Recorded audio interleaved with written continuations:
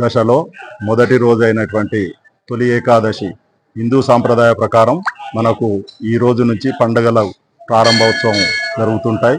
ఇక్కడి నుంచి సంవత్సరం పొడుగుతా మనకి ఈ నెల నుంచే ప్రారంభమయ్యే కార్యక్రమాలు, శ్రావణ మాసం వచ్చే నెలలో చాలా విశేషమైన కార్యక్రమాలు ఉంటాయి. తొలి ఏకాదశి సందర్భంలో ప్రతి ఒక్కరు కూడా తొలి ఏకాదశిలో పాల్గొని స్వామివారి కృపకు పాత్రులవుతారు.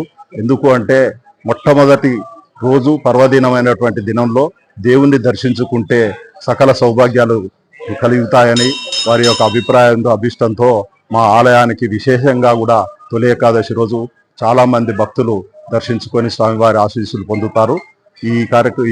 ఇలాంటి కార్యక్రమం ప్రతి ఒక్కసారి కూడా మా ఆలయంలో బాగా దినదినాభివృద్ధి చెందుతూ మంచి కార్యక్రమాలతోటి ముందుకు పోతున్నాం.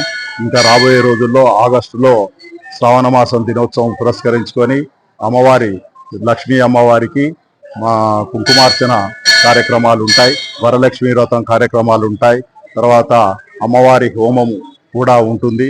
తర్వాత సెప్టెంబర్లో నారసింహ హోమం అనేది ప్రత్యేకంగా నిర్వహిస్తున్నాం. అది ఆ కార్యక్రమంలో గత సంవత్సరం విశేషమైన స్పందన వచ్చి వేలాది మంది భక్తులు కూడా పాల్గొన్నారు.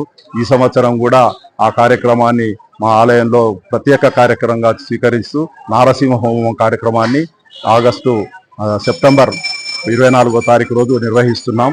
కావున భక్తులందరూ కూడా ఈ కార్యక్రమంలో పాల్గొనవలసిందిగా కోరుతూ ప్రతి ఒక్కరికి స్వామివారి ఆశీస్సులు ఉండాలని, ఎల్లవేళలా ఆలయ అభివృద్ధికి మా ఆలయ సంక్షేమ సంఘం మరియు మా కమిటీ సభ్యులందరూ ప్రోత్సాహంతో ఆలయ దినదినాభివృద్ధి చెందుతుంది.